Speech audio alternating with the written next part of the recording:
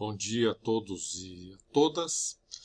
E no vídeo de hoje eu queria falar sobre alguns recursos do ChatGPT, que eu achei muito interessantes. A gente sabe que o ChatGPT é um programa para gerar textos, né? Basicamente as pessoas têm usado para isso, mas ele também tem a possibilidade de gerar códigos. E há um recurso que nem todo mundo tem explorado.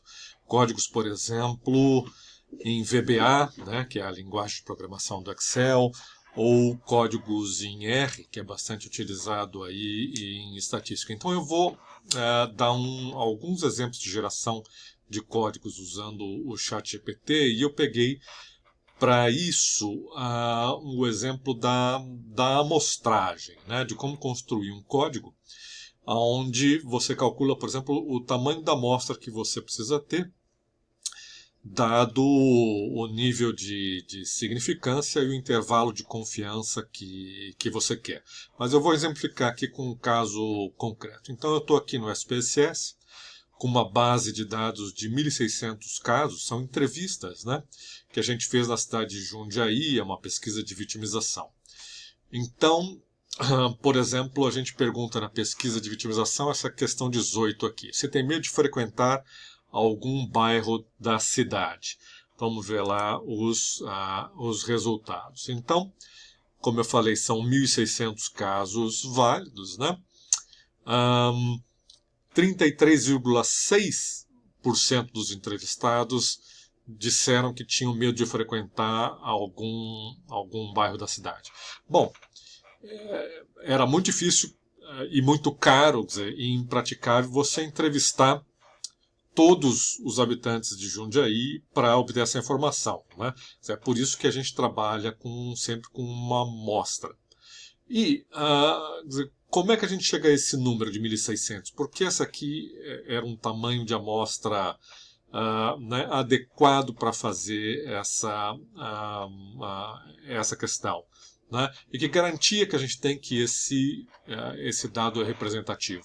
Né? Se eu escolhesse uma amostra talvez maior, né, a informação que é agregada, né, não ia melhorar muito a precisão, né, e isso aumentar os meus custos. Talvez ela pudesse ter sido até menor do que 1.600 casos. É que aqui a gente quis garantir realmente um nível de significância elevado e uma margem de erro pequena. Mas vou dar um exemplo. Então você vê, aqui eu trabalhei com a amostra total. Depois eu pedi aqui para ele fazer um sorteio aleatório da base, pegando só 70% dos casos. Então está aqui, isso reduziu a nossa amostra para 1.158. Você vê, aí ele estimou em 32,5%, né, a porcentagem da população que tem medo de frequentar algum bairro da cidade, quer dizer, muito próximo dos 33,6%, né, dentro aí da margem de erro. E se eu tivesse trabalhado só com 40% dos casos, ou seja, pegando 602 casos, quer dizer, 1.000 casos a menos do que eu peguei. Mesmo assim, a estimativa seria de 33,4%, quer dizer, ainda bastante boa, né?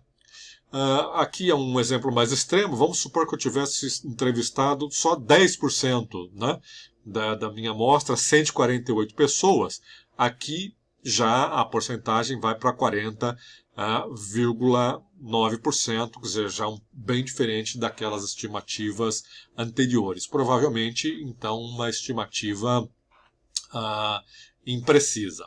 Né? Então tem toda uma teoria aí por trás disso, a teorema do limite central, né, que diz que quanto maior, né, o tamanho da tua amostra, maior a probabilidade de que o dado que você coleta, né, aleatoriamente reflita o verdadeiro parâmetro da tua população. Né?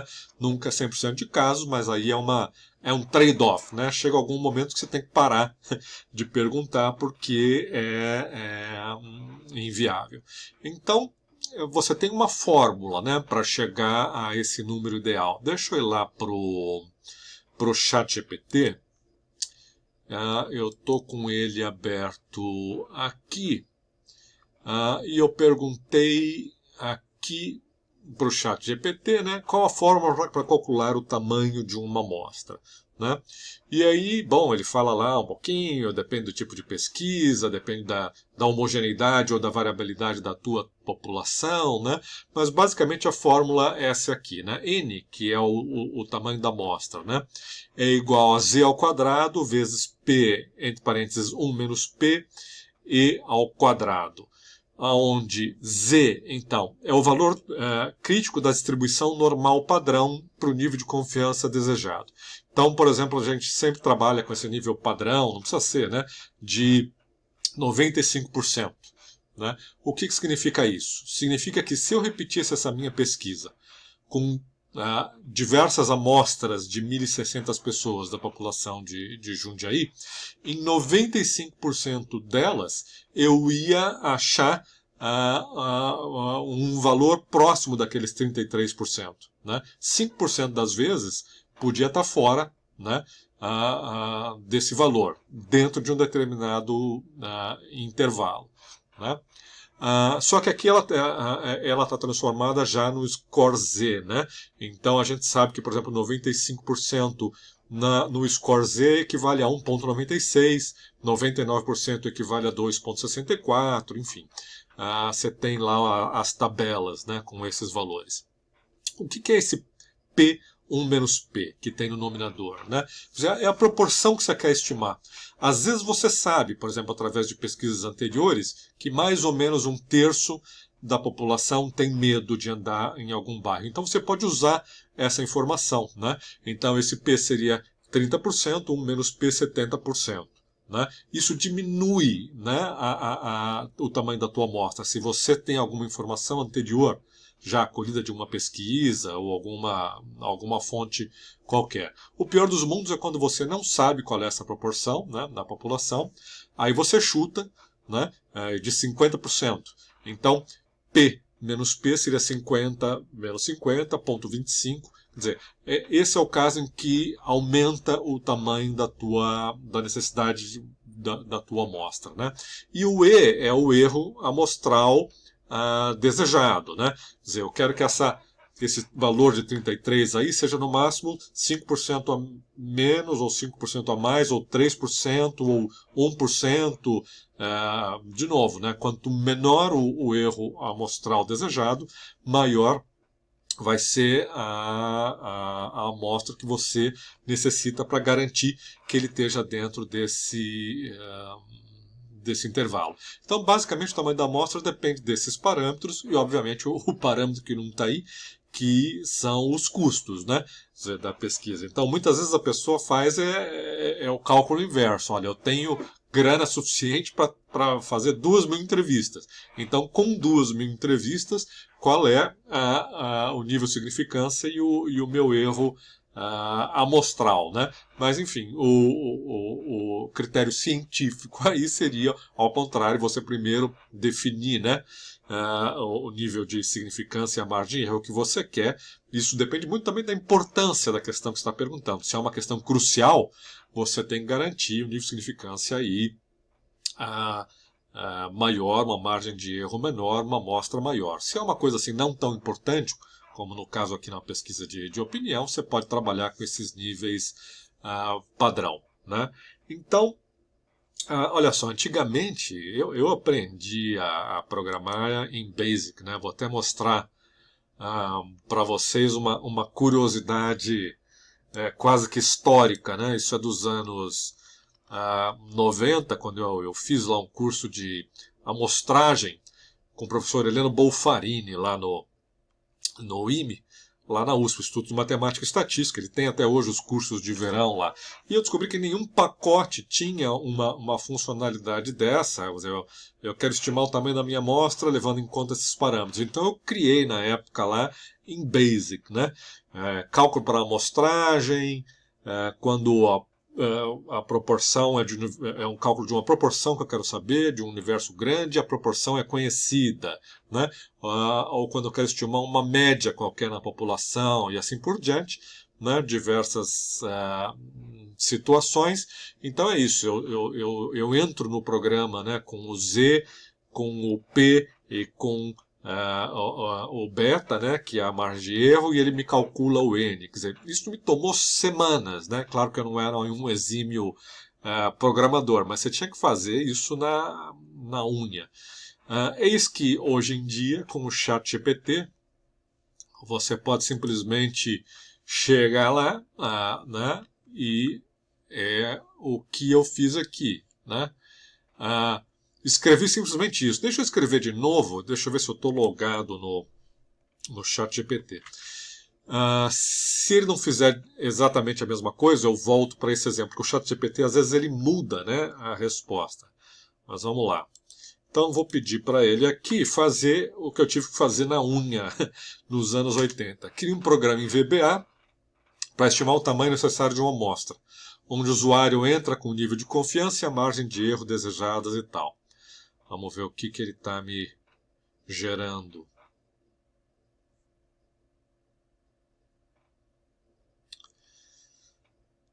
Está demorando um pouco, então eu não vou esperar. Vou pegar aquela resposta anterior. Então está aqui, olha o que ele fez, né?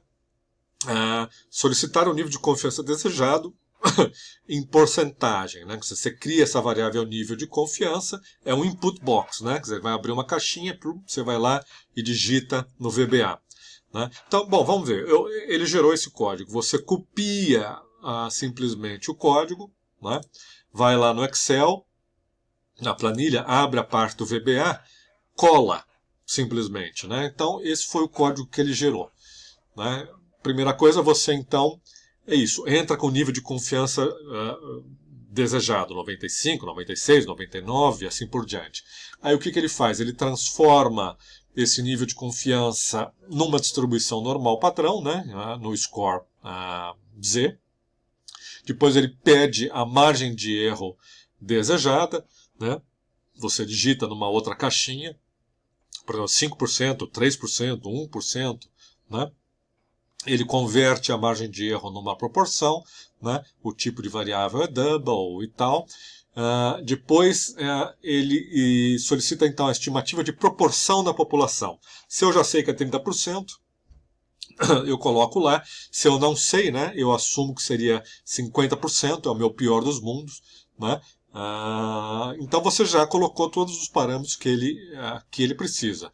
Depois então ele põe aí aquela fórmula que a gente viu, né, z² versus estimativa da proporção vezes 1 menos, né, o inverso dessa proporção sobre o erro padrão ao quadrado. Vamos selecionar e executar, só para vocês verem ele rodar o programinha. Então, digite o nível de confiança desejado, vamos colocar aqui 95, que é o padrão.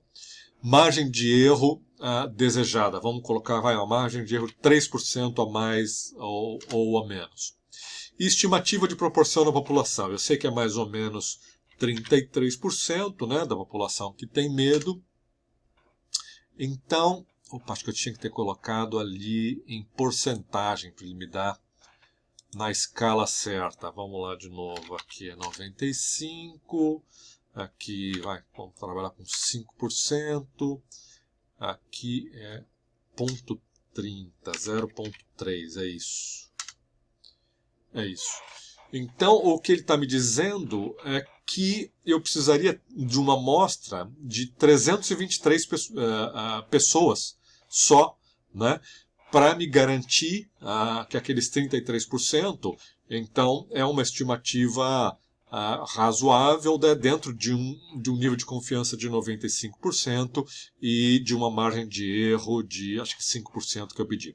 Eu não vou adentrar, que você tem muitos outros algoritmos, né? Acho que cada um pode testar o seu. Ele consegue escrever também essa mesma sintaxe no R, né? Esse aqui é o programinha do R, é a mesma questão.